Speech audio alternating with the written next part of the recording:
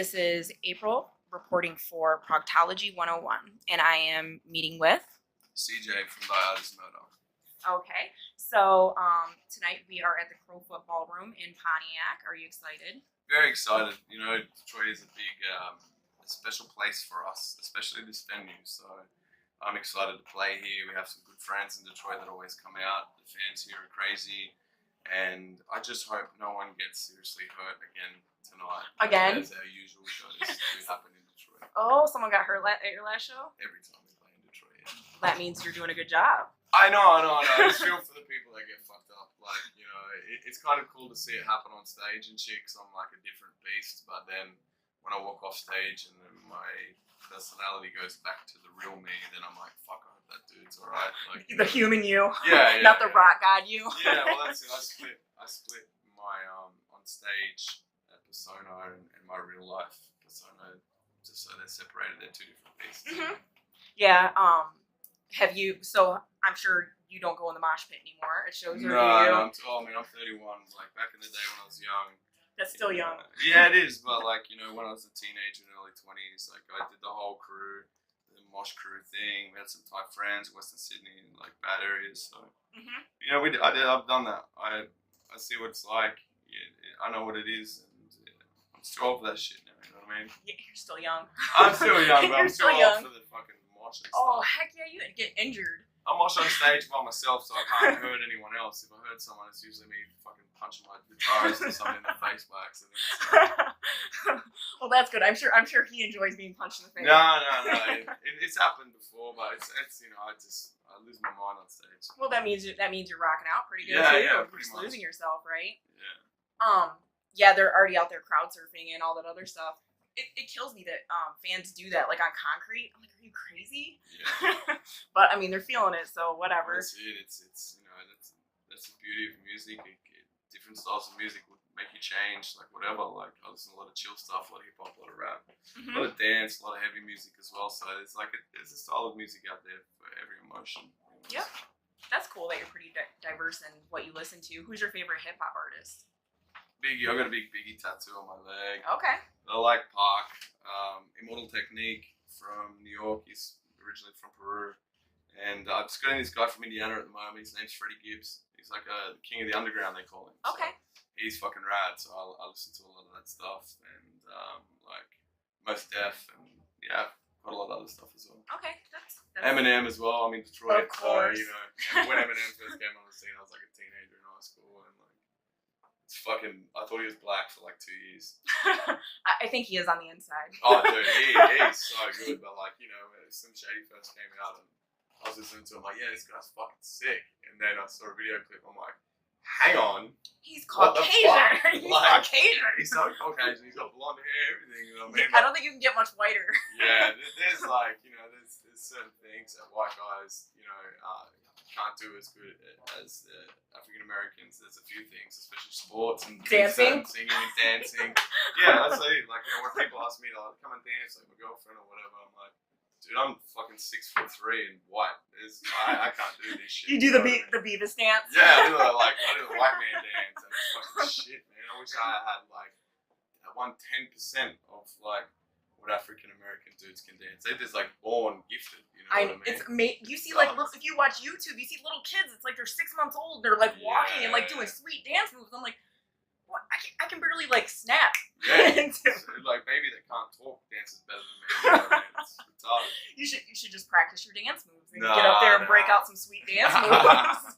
Switch it up a little bit. So you guys have a few more days, and does the tour end, or are you going somewhere else? I was looking online to see kind of where you're heading next, and there were only a few more dates. The tour finishes in like 4 days, Okay. and then we have 5 days off in Jersey, New York, and then we fly to Europe with Suicide Silence and Fifth and Autopsy. We do 5 weeks through the UK, Europe, and Eastern Europe. Then we fly back to Australia, to the other side of the country where we don't live, and then do a 2-week Australian headline tour. Okay. And then we get home 3 days before Christmas and have like 3 months or 4 months off. So. That's cool. Are you guys going to record during that time, or are you just? We've already done it. Okay.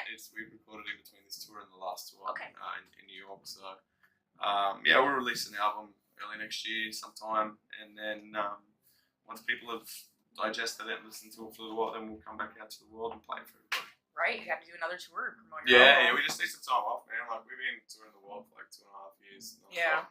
I've literally been in this venue more times than I've been in my house in the last like year and a half. Oh, that's insanity. Yeah. It's got to be exhausting. It is, but like, you know, this is what guys and bands have to do. Like, if you want to get to the top, you want to make this your career, it is extremely hard. You got millions of other bands out there that you're competing against, you know, and these days there's a lot of fucking amazing bands out there, so we have to capitalize on the hype that we have off our last record, and then the hype just being exotic because we're from Australia. So, you know, yeah, we have to capitalize on that, which means touring our fucking asses off and doing it the hard way and the right way. So, you know, I think that we've proved ourselves as a real band, and then hopefully people vibe with the next album, and we can continue doing what we're doing. Well, I will definitely be buying your album because I already own your other albums. so you already have a fan. Are there any small, like more local, smaller bands that you're touring with that you would recommend to fans? At the moment, every band on this tour is fucking incredible. Like, they all have their own sound. It's a very mixed bill. Everyone is a little different from the next band. So we're on tour at the moment with bands called Error, ERRA, Within the Ruins, Betraying the Martyrs, which are from Paris, and obviously the Giants from America, Buenos Aires. All bands, if you haven't heard any of them, check them all out. But as we are in Detroit, I've been listening to a band for about the last 9 months or 6 months or so. I bought their CD, I bought their hoodie online. It's a band called King 810, and I'm really like just absorbed into that band at the moment. Like, I fucking really dig those guys. I hope, you know, in the near future we can try and work out some sort of touring arrangement together, because I just want to watch these guys play every night. So. Yeah, they're kind of the kind of up and coming local band. Yeah, and I think they're just great. Like, they have such, you know, like a cool sound. I was like a kid from like the new metal days, so they've captured the new metal days like sound with like more aggression and like just pissed off. Like, I just want to watch them. I want to meet them. I want to play with them, and I want to fucking rage with them. Yeah, yeah. Feels good to rage, doesn't it? Yeah, I'm raging a little bit at the moment. So. Oh, I'm sorry. Hopefully not too much, because I gotta calm down before I play. Do you get really nervous before you play? No. You don't? I just bipolar, so it's like I flick a switch unintentionally when I walk out on stage. I can literally be next, like on the side of stage, talking to my crew or my manager or whatever, or my band, and as soon as I walk out on stage, I just snap. You're a new person. Different person. But that's the beauty of it as well, I think, because I think especially being a vocalist, you have to separate yourself from your job to your personality, you know, and not often these days, but I've seen it in the past where the vocalist especially will walk off stage and keep the same persona, and then that's when you get cockiness, arrogance. You know, I don't like those people, so I don't want to become one of those people. So I leave my stage persona in my microphone, and I give my microphone to my tour manager, who puts it away, and that means that my job is done, and as I walk off stage, then I turn into normal CJ. Who would you most describe your stage persona as if you had to? No one. I guess in sometimes Greg from Dillinger Escape Plan. Dillinger Escape Plan are very, very close and dear friends of our bands, and they have been a massive influence on my live performance and me as a musician for like the last 12 to 13 years. So it's amazing to be. I can call them almost family now. You know, I love all of those guys, and I know that the love there is mutual. So it's a very important thing that I feel very fortunate to be in the Dillinger family. So yeah, they're raging. They're having a good time. That's pretty amazing, isn't it? You can't hear any music when you see a fucking speed. Yeah, it's just crazy. It's actually kind of cool. It is. It's fucking, yeah. It's hilarious.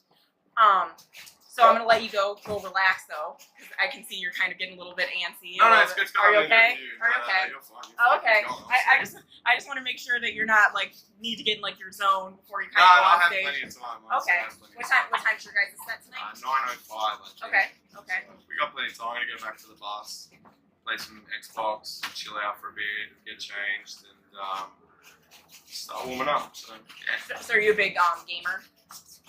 Yeah, I guess so, but I'm not like, I wouldn't class myself a gamer. I usually only play the same game for 20 years. So What's your favorite game? FIFA, it's the soccer game. Like the soccer They game. come out every year, so I play that all the time. I play a bit of skate as well. Okay. But yeah, I just love FIFA. I've played over 1 million games of FIFA in my life easily. So it's just, you know, soccer and European football is like, it's a big thing, part of my life. It always will be and always has been. So I play soccer every day by myself in the car park today. Okay. And It's a good way to stay active. yeah, you know, we're sitting on a bus for fucking 10 months of the year. You know, gotta get out there and do something Heck like physical rather than the half an hour or hour we play on stage, you know. So Right, exactly. I'll look after myself.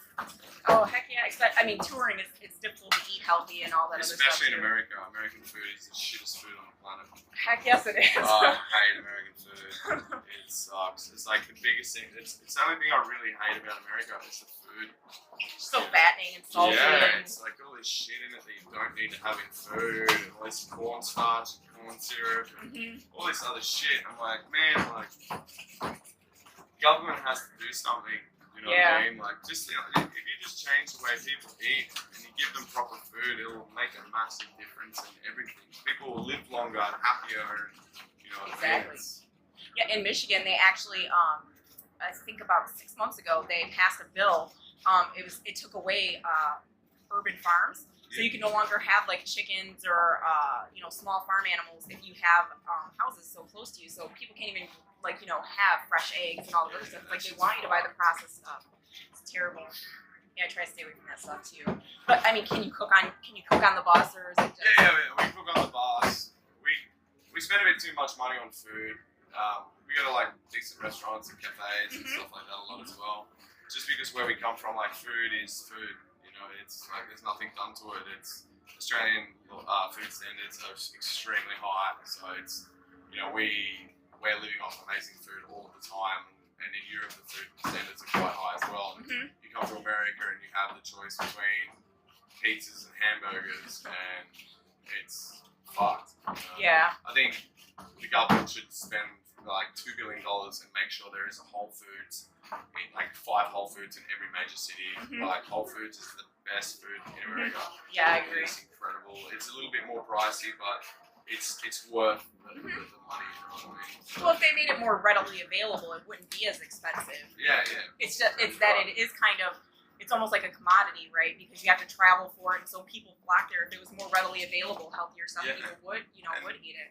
Most part of the country is fucking bred for cows and corn. Like if you just do other meat and other vegetables the right way and not like slay these animals in these tiny little pens and feed them all these steroids, like the people of the country would just eat better food.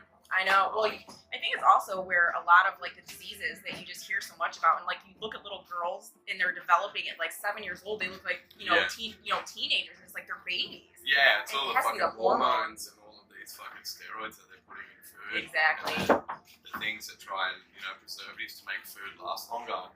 You put a Big Mac outside for like a month, you go back and look at it, look exactly the same in a month. Like that shit's fucked. Yeah, I tell people that there's something here called margarine, which is like a butter substitute. Margarine is like one compound away from being plastic. Yeah, if you put it outside, a fly won't even land on it. It's so disgusting. I'm like, flies eat shit, and it won't land on your butter. It's fucking bullshit, man. I don't know why there's... it's fucked. It is. It is crazy. So I am gonna let you go because I promised him 10 minutes, and I think we're at my 10 minutes. So it was a pleasure meeting you. Me too, man. Me too. All right, enjoy, and I will try to get to the front and not die. Don't get to